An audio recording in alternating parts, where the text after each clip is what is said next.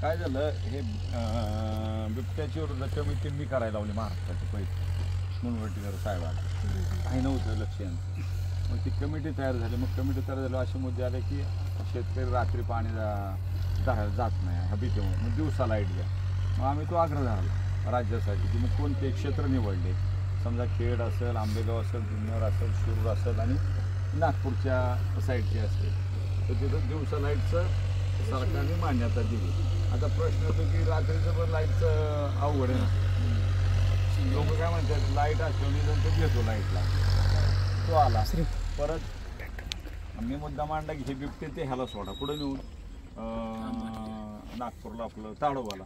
तर ते म्हणलं जिथं वाघ आहे तिथं बिबटे नाही राहू शकत तो प्रश्न आहे आता हे काय म्हणतात वाघ होतं मला वाटत नाही तो झाला आता मी पिंजरे डिप्युटीशीत माझं हे काढा प्रोसिडिंग काढा मी मागितलं पिंजरे आणि तुम्हाला गाड्या नाही गाड्या द्या म्हणून सांगितलं डिप्युटी कालची शेवटची डिप्युटीशी झाली ना त्याच्यात माझा मुद्दा आहे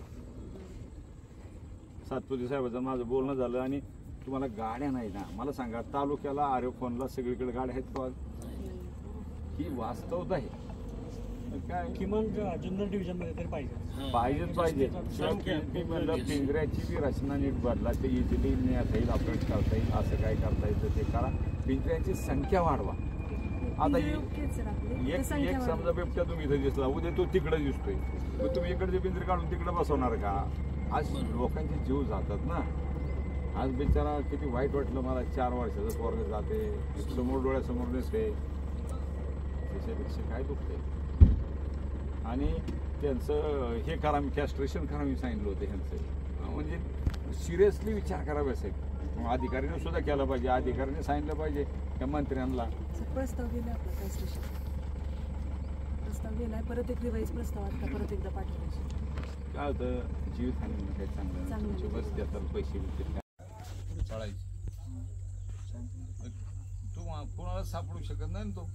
झडप मारली की हो काय करू फक्त आरडल्यामुळे सोडलं तरी नाही त्याचे माझ्या 3-3, 4-4 इंच दात असते दात घुसला की तिथं संपते हाताला फाटलं